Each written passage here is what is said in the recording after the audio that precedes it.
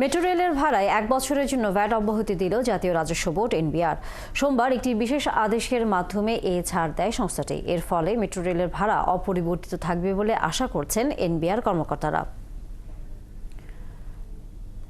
আদেশে বলা হয়, আধুনিক এই বহনটির জনপ্রিয়তা বাড়াতে এই সুবিধা দেওয়া হলো। তবে কর্মকর্তারা জানান, গত 6 মাসের ভাড়ায় ভ্যাট পরিশোধ করতে হবে মেট্রো রেল কর্তৃপক্ষকে। তারা জানান, চালুর পর থেকে পরিবেশ বান্ধব এ বাহনের ভাড়ায় ভ্যাট অব্যাহতি দেওয়া হয়। গত জুনে এর মেয়াদ শেষ হয়।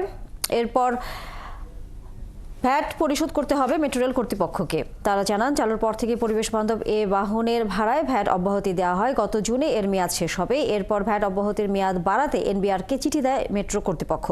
তবে আমলে নেয়নি এনবিআর। ফলে গত 6 মাসে ভ্যাট পরিশোধ করতে হবে। এনবিআর কর্মকর্তারা জানান, মেট্রো রেলের ভাড়ায় প্রতি মাসে ভ্যাট আসে 5 থেকে 6 কোটি টাকা। আগামী 1 বছর এই টাকা দিতে হবে না।